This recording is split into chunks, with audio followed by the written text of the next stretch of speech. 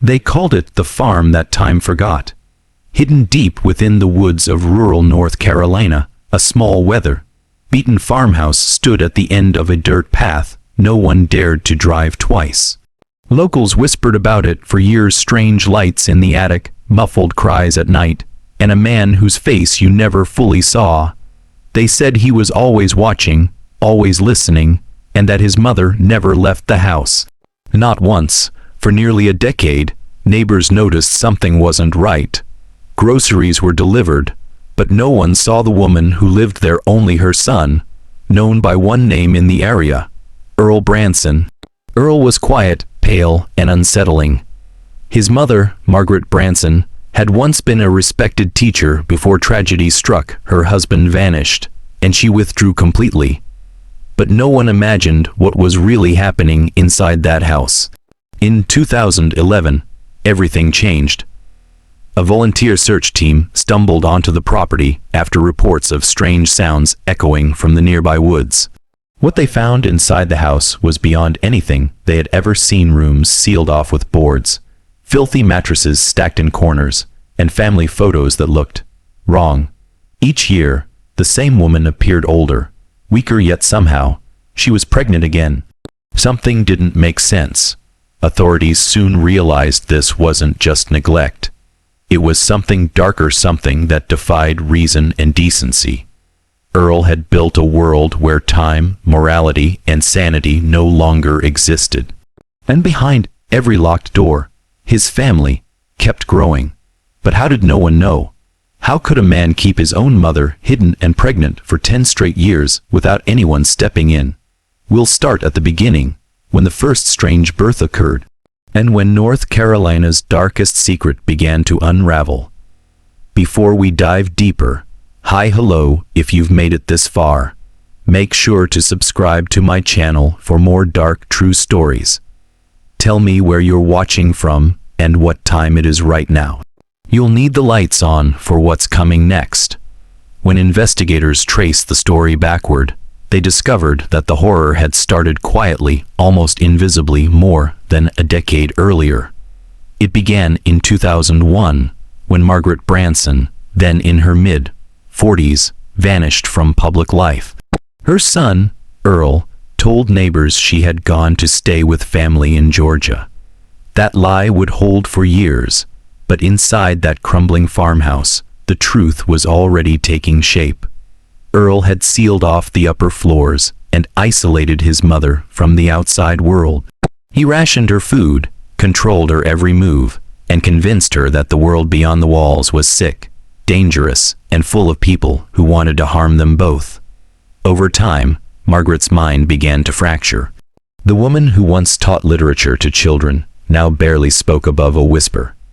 Then, one winter night, a baby's cry echoed from the upper floor, the sound that no neighbor would ever report.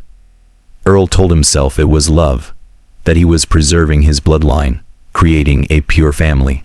To him, morality had died long ago. He believed he was chosen, that nature wanted him to start over. No birth certificate was filed. No doctor ever came. The infant, a boy, was raised in that same decaying house, surrounded by nothing but silence, candlelight, and his father's twisted lessons. Margaret, broken and trapped, cared for the child as best she could. To the rare passerby, Earl was simply a quiet man living with his aging mother. But behind the boarded windows, a second generation of horror was already crying in the dark. By the time the child turned 3, there were whispers again, deliveries of diapers, strange cries in the night. But the sheriff's office brushed it off. They'd known the Bransons for decades. Earl's just odd, they said. He wouldn't hurt a soul. They were wrong. And the next time Margaret was seen in public, she was pregnant again. By the time authorities would eventually uncover the Branson household, it wasn't just one child. It was a small, twisted family living in a self-made prison. Margaret, trapped in her own home for over a decade, had given birth repeatedly under Earl's control.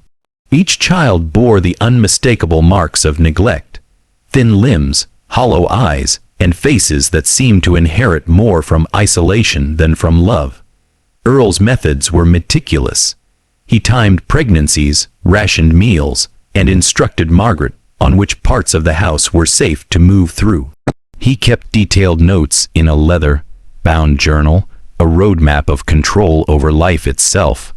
The children were taught to fear the outside world, fear strangers, and fear their own mother, who sometimes whispered to them, trying to offer comfort through the cracks of her own despair.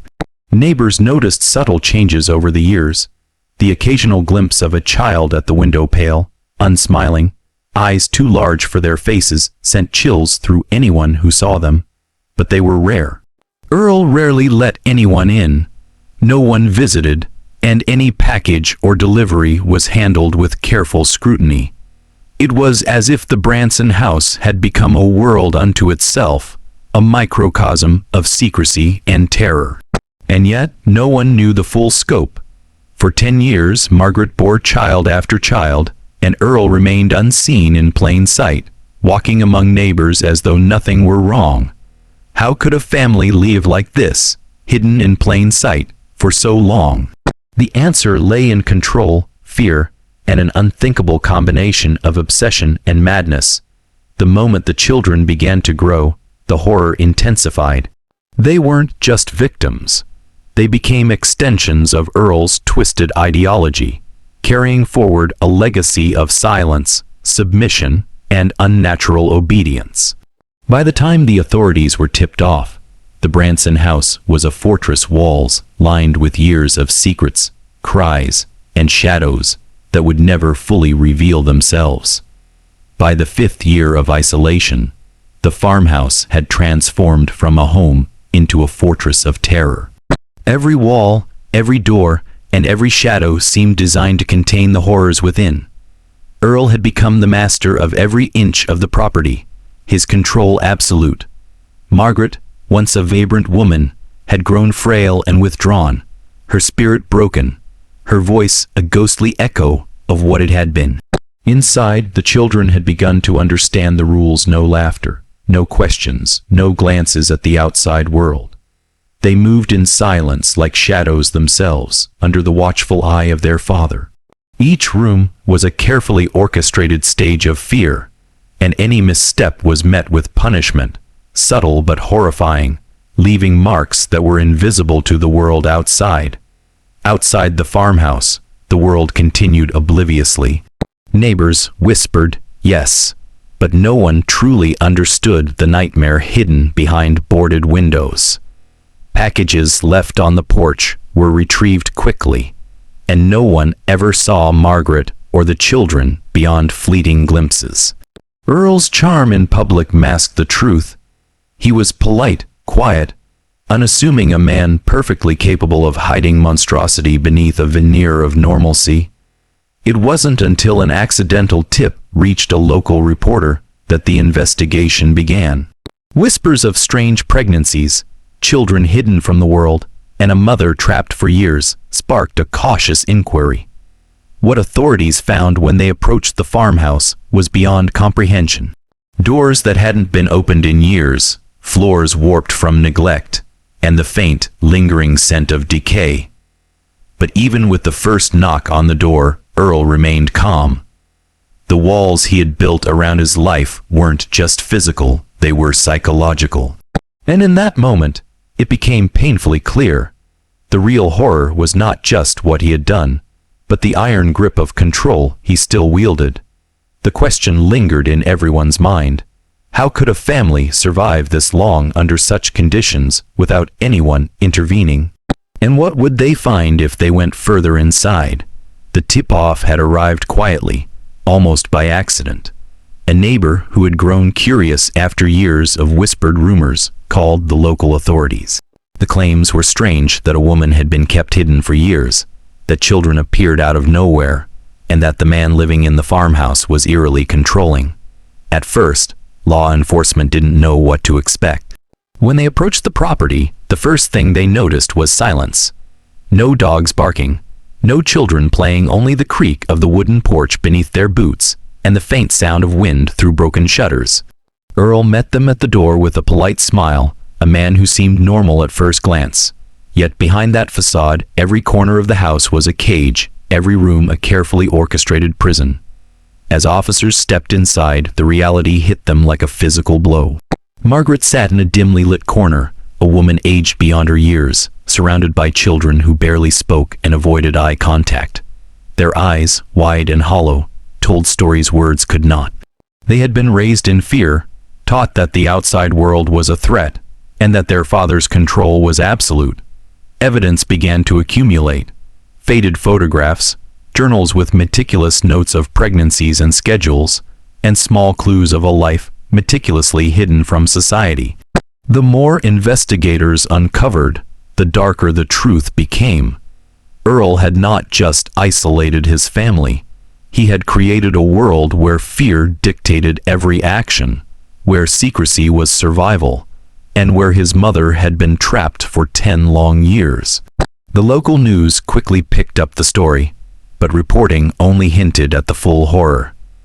The real shock lay not in the existence of the children, nor in the number of pregnancies, but in the meticulous control and planning behind each act.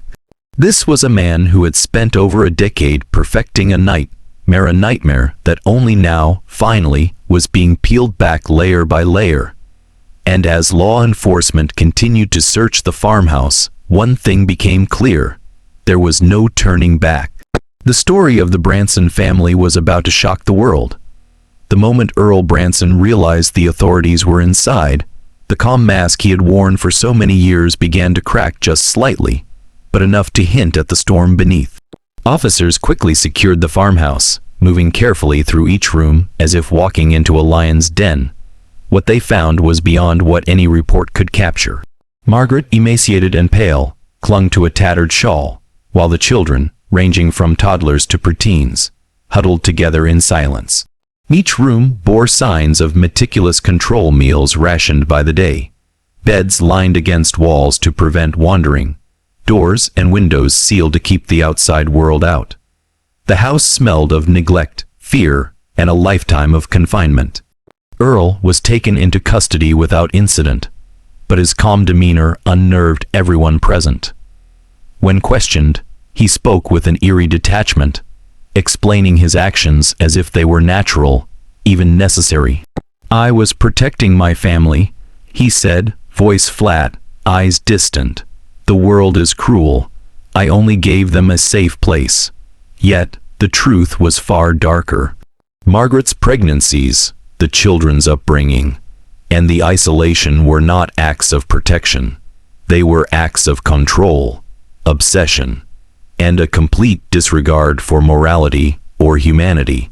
Investigators began documenting everything: the journals, photographs, and letters that chronicled each year of abuse. The timeline confirmed what neighbors had only whispered: 10 years of systematic, deliberate imprisonment and exploitation. The revelations shocked the local community and the wider world. How could such a life exist in plain sight for a decade? How had the Bransons remained hidden while a small town unknowingly coexisted with a growing tragedy? As news outlets spread the story, the farmhouse became a symbol of one of the most disturbing cases in North Carolina history. A grim reminder of how appearances can mask the darkest secrets. Earl's arrest was not just the end of a reign of terror. It was the beginning of uncovering the full horror of the family he had imprisoned, a horror that would take years to fully comprehend. The Branson farmhouse, once a symbol of control and terror, now stood silent, empty, but for the echoes of the past. Authorities worked tirelessly to rehabilitate Margaret and her children, though the scars ran deeper than anyone could fully understand. Years of confinement, fear, and unnatural cycles of birth had left their mark, both physically and psychologically. Margaret, now free from Earl's grip, struggled to process a decade of manipulation and abuse. The children, too, faced the monumental task of discovering the outside world, learning what it meant to be normal, to feel sunlight on their faces, laughter without fear, and the freedom to speak without punishment. Every day was a battle to rebuild trust and identity. Earl Branson faced justice in court, his calm, detached demeanor unable to shield him from the magnitude of his crimes. Testimonies, photographs, and journals painted a picture so horrifying that jurors often recoiled. For the public, the case became a grim symbol of what can happen when obsession, isolation, and secrecy intersect, a cautionary tale about the fragility of human morality and the darkness that can hide behind normalcy. Yet even now, questions linger. How did a man maintain this control for 10 years without detection? How many times did neighbors almost see, almost suspect, yet did nothing? And what does the story say about the invisible horrors that may exist behind closed doors, hidden in plain sight? The Branson case remains one of North Carolina's most shocking true crime stories, a chilling reminder of how darkness can grow quietly, unnoticed for years. For those who study it, it is not just a story of horror, but also of survival, resilience, and the human spirit's ability to endure even the most unimaginable circumstances.